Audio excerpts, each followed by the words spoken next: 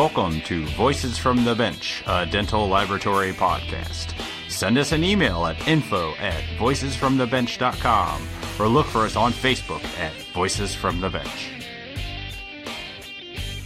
Greetings and welcome to Voices from the Bench. We are at episode number 27. My name is Elvis Stahl. And I'm Barbara Wojin, and you don't need to know where we're from because you already do, hopefully. So, Barb, does Night Dental do digital dentures? No, we actually do not do digital dentures, but we have printers, we have scanners, and we have all of the means to do them. So we'll probably be looking into it in the next 3 to 4 months, actually. It's on the horizon for us, for sure. Sure. We've done a few. We had a doctor that was interested, and we did like 2 or 3. I think I did the first one for free, just so we could play with it. Yeah. We did the next 2 at cost, and he liked it, but once I figured out how much I had to charge the doctor, he didn't like it so much. I had to charge more than what a regular denture was. So I think that's a big part of it that needs to change in order to be successful. Well, I think our 2 guests today can enlighten us a little bit on what it takes to add traditional along with digital to get us to the path where we can do digital dentures. It's for sure a good starting point. Definitely for me, very enlightening, very interesting, and I like everything that they have to say. Yeah, so we got a new... Oh my God, Elvis! I actually had a dentist, Dr. Drew Agnini, in my office Friday that said that he heard us on Dental Hacks. Yeah! That's awesome. He listens to that podcast. He's like, oh my God, I heard you and Elvis, and it was amazing. And I was like, wow, that is really neat. So it's a small world. Yeah. This is the season that all the Spears study groups are starting, and I think I had 5 in the last 2 weeks. 2 doctors mentioned they heard. Fantastic. Yeah, 2 doctors mentioned that they heard us on the Dental Hacks. Of course, when I ask if they've listened to our show, they kind of look the other way. But, it's a start. It's a start. I think we should call those guys and ask them if they, want to be on our podcast. Maybe we can do another one with them because they're definitely amazing. And a lot of my docs know who they are and listen to them. So kudos. I'll definitely reach out. We know you will. That's your amazing gift, is reaching out and getting people involved. And I appreciate that about you. I'll bug them until they can't say no. All right. We got a new interview starting this week with Robert Kreyer and Yulia, and I'm going to mess up her last name, and I probably do it in the interview too, Gofurov. These 2 are very well educated and have an experienced history in the removable field, and they've decided to embrace the removable digital workflow. Voices from the Bench. The interview. I'd like to thank Robert Kreyer and Yulia, I'm going to butcher it, Gofurov. I think I already messed it up. Gofurov. Please excuse me. I am from Indiana. I'd like to thank you guys for joining us on the show today. You guys are from Danville, California, and you have a consulting business called Dentgnostix, correct? Correct. Yeah, it's consulting. I do the consulting with manufacturers. And Yulia is starting a digital removal prosthetic laboratory. Wonderful. Awesome. Love it. Excellent. We always like on the show to find out how everybody ended up in this crazy industry. So, Robert, tell us, how did you end up doing what you do now? Well, my grandfather was in dentistry. So was my father, my uncle. So, a lot of, like most people, second, third generation in this business. My grandfather and father ran, there was about 25 dental labs on offices on the West Coast. They're one-day denture offices. So you go in the morning, get your teeth in the afternoon, and each practice did an average of like 25, 30 dentures a day.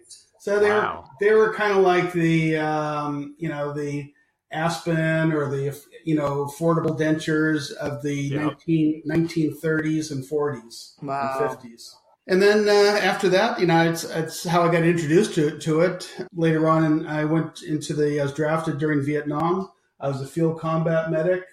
Vietnam got de-escalated, and my MOS, they had to be changed because there's no use for any combat medic. So I had dental experience. I took a test, passed it, changed my MOS to a dental specialist. Went through training at Fort Sam Houston in Texas at the Medical Field Service School.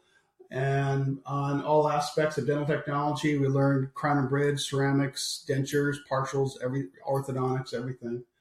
And also there was a component for dental assisting as well. And then after that, I got married, started having a family, and then it was difficult going back to go to school. And also I decided I really enjoyed the technical aspect of dentistry rather more so than the clinical. I started learning as much as I could about the technical side. I opened up a little lab in the back of the house, did dentures, crown and bridge, everything, and really enjoyed complete dentures. Back then we used a house articulator.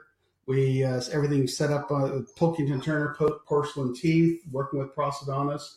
That was 1975, and still had a vulcanizer at that time. We still had some need to vulcanize dentures, which was, What is vulcanize? Vulcanize is a rubber process where dentures are used, the base is like a rubber. Really? It's like a tire, same process that they make tires out of. Oh, jeez. And so this was used for many years in dentistry, and actually the patients loved it. They once they wore this, because it was resilient base, they actually loved it. The problem was the smell. It absorbed oral fluids. When you process it, it was like sulfur. So there was a lot of issues. But anyway, so I opened up a lab. That was in Santa Rosa, California, many years ago in the 70s. Did a few different things after that. Then opened up a lab in Mill Valley, California, in 78. There for 38 years. Then during that time, I'm just trying to take different courses at different universities, involved in study groups at University of California, San Francisco, USC, in Southern California, and then took a corporate position.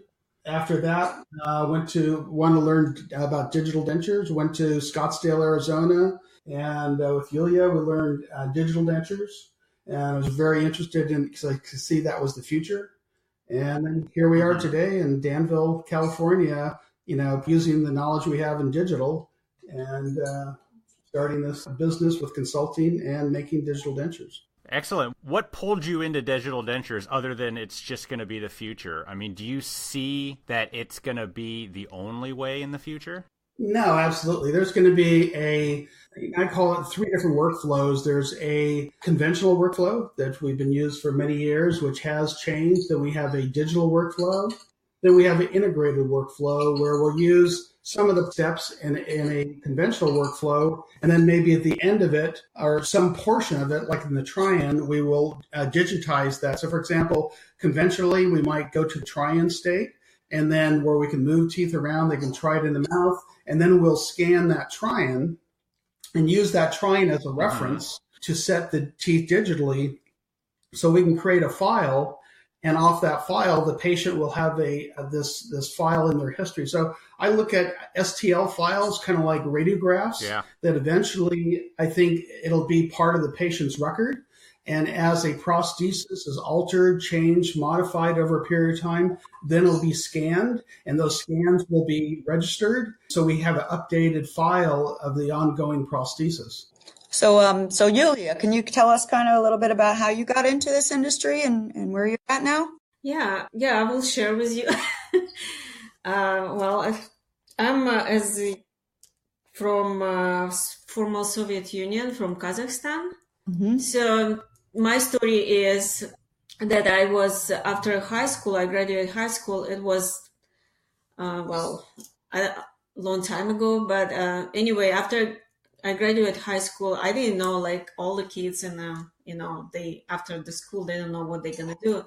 And my dad, he as well, we used to have the small lab in the house back there, and he was doing the dentures and crown bridge, mainly crown bridge. And I saw this how he did, but I was fascinating, but I never put my hands on.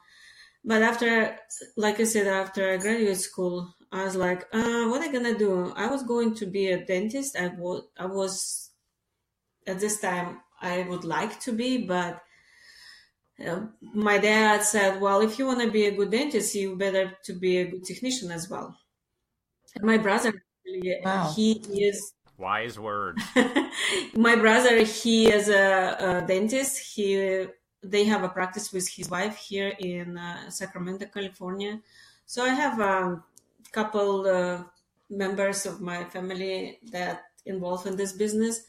And I said, yeah, sure, why not? So, but in Soviet Union at this time, it was absolutely necessary to have formal education. You cannot get a job without a college degree. But it was very hard to get involved in this business because, it's you can make a lot of money out of this. And my dad, he had the connections. He helped me to get in college. I graduated college there. It was 2 years program. And after I graduated, when I started working, I got involved in the lab there. And I was doing everything: crown bridge, dentures, partials, ortho, everything. I was doing, or until I left Soviet Union. I came here, and as well, while I was working there, it was a clinic, and we were working side by side with the dentist. So I had a chance to see the patient all the time. And I had some experience to see and how it works. And I got a lot of knowledge how the dentists work, what needs to be done. It's improved. This is what I have foundation for. When we came over here in the United States, I came in 1990, late of 1990, in December of 1990. I became with my family, having 2 kids, and I get involved, but I like more removable side of it. And I got a job in microdental, start working there. Yeah. Okay. And I was working there for 20 years. And a couple times I was team leader of the whole removable team. And then, then I had the chance to go to Arizona and learn about this digital side of it as well. I had experience. I was there for a year and a half, and I was in charge of quality control department. But also I was doing digital side. I was helping in the lab side. And so I was helping technicians who is doing the finalized dentures. I showed the different ways to how to finalize, improve the quality. And after a year and a half, we came back. Actually, I was working for 10 months after we came back here in California. I was working in Clear Choice, doing conversion for 10 months. Oh. Okay. And now we open our own business because we see this digital side of removable.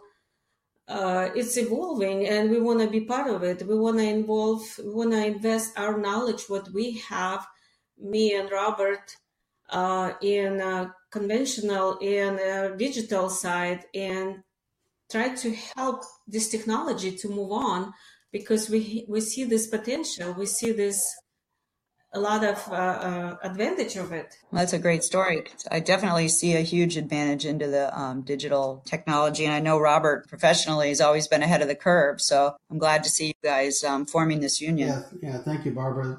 Thank you. There's, in the past, even marketing and you listen to people, they just talk about the digital denture. And there's so much more to it. Mm-hmm. And that's why, the title, the digital transformation of denture workflows, because a lot of people aren't talking about this entire workflow, from diagnostics all the way down to delivery. Mm-hmm. And when you did have this enter digital into this workflow, how does it change that workflow? Like I said earlier, you can have an integrated workflow where you have the digital and conventional during the same process, but you digitize the try-in, you scan the try-in or another phase, or maybe the base plate and occlusal rims or the central bearing device, and then the second half of the phase, the process is all digital.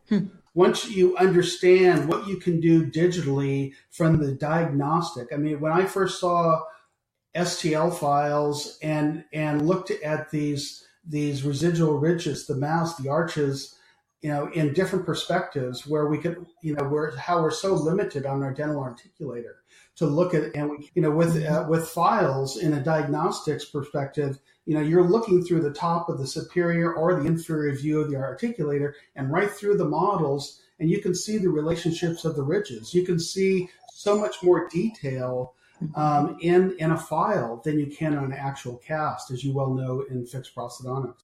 Mm-hmm. Sure. So can I ask you, how did you come up with the name of your company? It's pretty awesome. Thank you. It was a process. We sat around for what it is. It's Dentgnostix. So the Latin root, dental, and then also gnostics, meaning knowledge. And then Yulia said, well, let's take the S and throw an X on there to make it a little higher tech. Yeah. So that's where it came from. And just we wanted a name that meant something, and then just kind of that we could relate to and related to us as well. So we both feel over the years, many years, we've gained a lot of knowledge, and through the consulting business, we are passing on knowledge as well as in training, seminars or whatever we do. But the whole goal, like Yulia said, is we want to learn, help this technology grow, and help educate technicians, dentists, and so we can make a better prosthesis for the patient. Excellent. Is your lab completely 100% digital? No, because like I said earlier, I firmly believe there's going to be 3 different workflows. There's going to be a conventional, digital, and an integrated workflow. Yeah. Right now, we're just finishing setup. We have scanner and Neos X5 scanner coming, which is not set up yet. We just opened up this business 2 months ago and put in all the benches, put in the equipment 3 months ago. Yeah, it seems like it's going by fast, but yeah. So it was June 1st, and we came incorporated in the state of California, I guess in May, and then June we took over the space and remodeled it. Yeah, we're just putting in benches, installing, lines, and doing everything that has to be done, before you can put all the equipment in, is a job in itself. Oh yeah, the laboratory build out. It's all fun. It's fun. It's fun. I mean, I'm at the point in my life. I didn't think I'd be doing this. Once again, building another lab, but I feel like I'm kind of reborn. I'm starting. I'm ready to go again. I can hear the excitement in your voice. It sounds like you guys are both very excited about it. Yeah. So, Robert, you contacted me because we had a couple interviews with some denture technicians, and their outlook on digital dentures was not positive. And you, like myself, are on Facebook a lot, and there's a lot of people. You're either for it or you're against it. And I see the pros and cons to both. But you had some really interesting points, which, got us to do this interview on the positive aspects of digital dentures. So lay it out. Why do you guys feel that it's not going to, A, kill the denture technician, and B, it's going to benefit the patient in the laboratory industry in a whole? Because a lot of people are afraid that it's going to become so digital that you won't need denture technicians and it's going to be a cheap commodity product. Well, Elvis, yeah, first of all, I really appreciate, you giving me the opportunity to speak about this. And Barbara, this is a great forum that you've created. I think this podcast, Voices from the Bench, will continue to grow because it's a really excellent format to voice your opinions on different subjects in prosthetic dentistry. Thank you. I've always been I'm always very positive in life. I always think you have to, you have to look at you have to be, sometimes look at things from a objective, perspective, but yet you have to be positive. And living in the Silicon Valley area, seeing how technology has just affected, dramatically our surroundings. It has changed in Northern California dramatically. And so you see it's a huge machine, so to speak, and it's not gonna stop. It's not going anywhere. And it's a digital revolution, exactly what it is. But I look at it from a different point of view, maybe because I've been involved in so many digital dentures, working, as Avident when I first went there as the director of manufacturing, and later as the director of clinical affairs. And Yulia, was in charge of the QC. And we look at it different because we look at the workflows, and we don't just look at the denture. We look at everything from receiving actually, even before you receive the case, there has to be this communication with the dentist and about the need and understanding. The dentist, just like conventional dentures, you have to understand expectations, desires. You have to have a great impression. You have to have great records. So there's a lot of knowledge in digital that you must have in order to have successful outcomes. So looking at it, from the workflow perspective, from the diagnostics, from the advantages of this, and actually analyzing the case, breaking it down into slices, a model where you can look at undercuts, block out undercuts digitally. I see so many advantages. I don't look at it as the end product, the digital denture. I look at the entire process. I look at and how this process can be better. And it is better. I mean, when I first got into the digital dentures back in, I guess, was it 2014, 15, it was a different animal. The softwares were different. Everything's changed, and everything's evolving. Seems like every 6 months, the softwares get better and better. The occlusion gets better. I've seen huge advantages. So to answer your question, Elvis, it's going to grow. Digital dentures is definitely growing, and not only for the reason I think.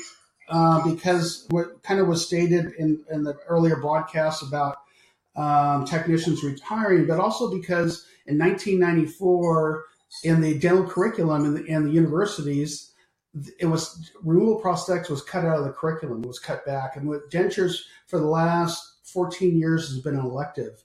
So you don't to graduate from a dental school, you maybe do 1, 2, 3 dentures if you're lucky in this country. Other countries, it's much different. But in the United States, unless you go into a postdoctorate program like prosthodontics, you'll do much more dentures and get into implant prosthodontics as well. So I think for that aspect, because of the dental school curriculum being cut back and needing a void, and also because of the fact that people going into dental school now have been all raised with digital electronics in their life. They've been raised with iPads, iPhones, computers. It's amazing when I give a lecture to dentists, whether it be residents in a university or a VA or different schools. I'll talk about conventional occlusion and setting teeth conventionally. And people are not engaged, but as soon as I bring up digital files and start talking about digitally, all the residents, all the young students are totally engaged. They get it. They want this. Yeah. And then the questions start saying, well, how can I get this? Why aren't we learning this? And and as soon as this gets into the curriculum, and it will be in the curriculum in the next couple of years, then it's embedded into the curriculum, for the future. Then you have to look at in generations, maybe it might be, 5 years, 10 years, but for sure in 15 to 20 years, all the dentists graduating will be learning digital dentures, digital workflows, not digital dentures, but digital workflows, clinical and technical. And that's when things will change. So right now, we're in the infancy. We're at maybe 1.5%. We were 1%, 1 year, last year, and 1%. It's right now dentures is a $2.5 billion market. So 1%, it's of that, it's 250. We're at $500,000, market at 1%. But in the projections are in 5 years, it'll go up to $1 billion market in digital dentures, whereas the full market of dentures will be a little over $3 billion in the United States. So it's a huge market. So thanks, Robert. That was a great answer. So you talk about it going from 1% and then moving up, and you also talk about conventional, digital, and integrated.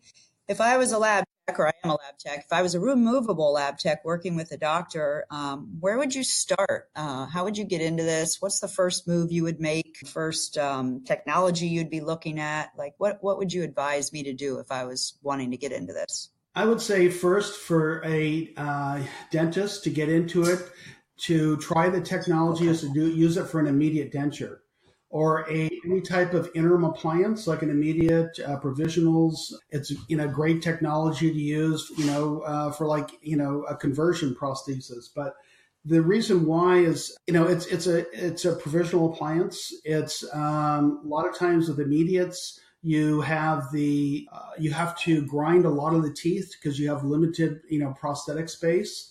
And with the digital, you can really analyze this.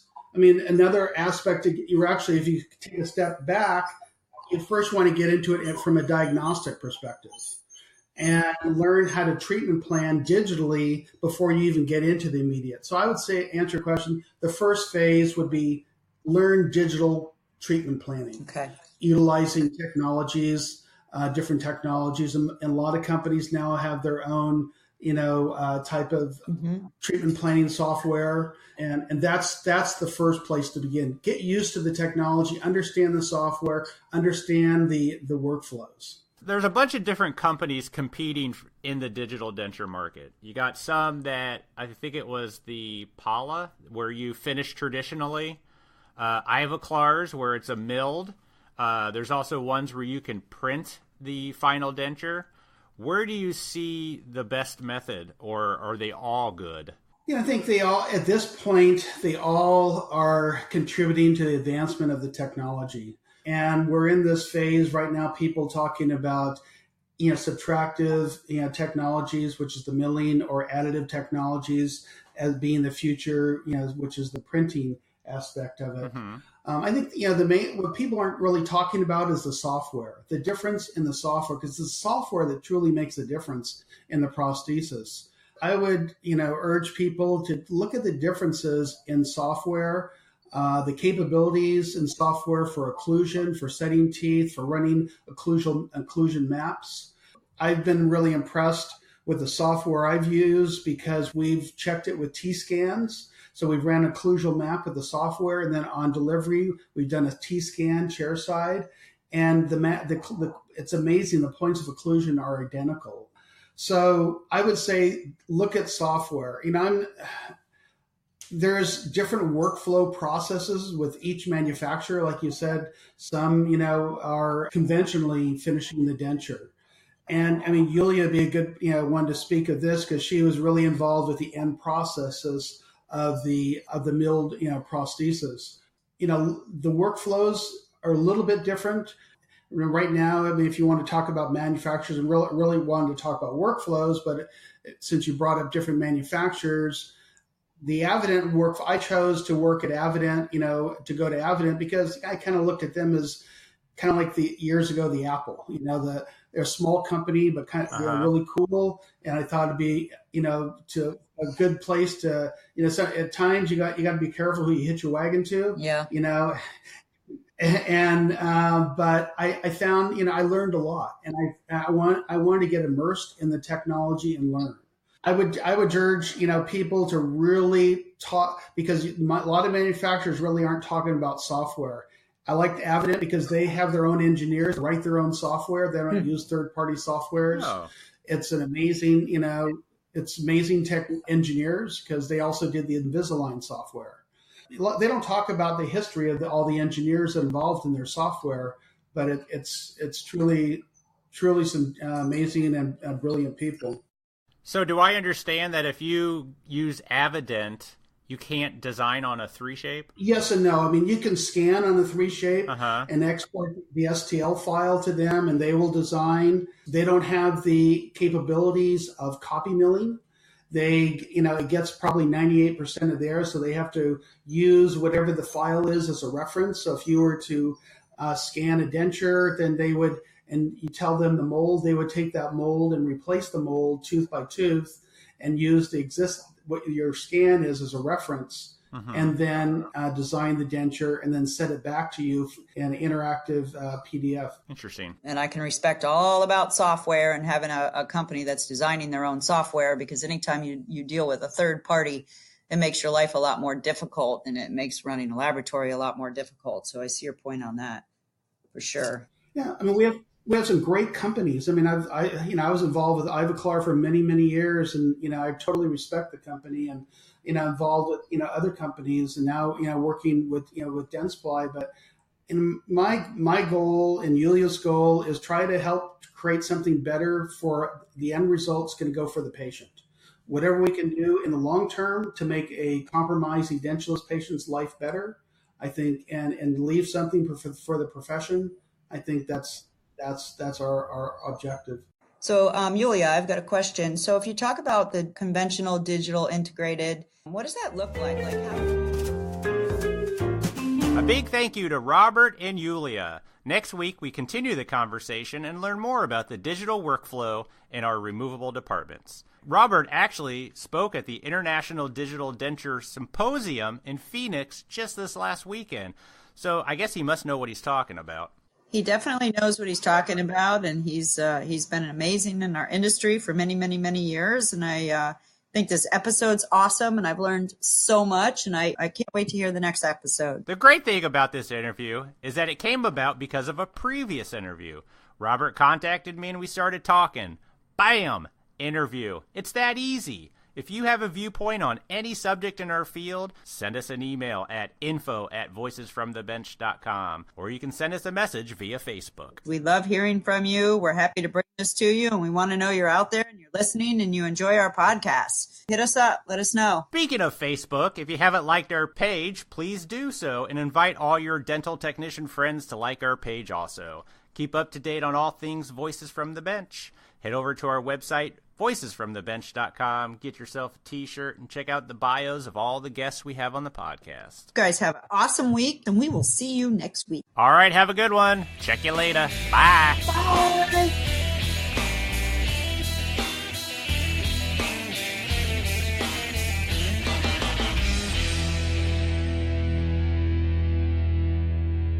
Don't put that on there. Okay, I won't.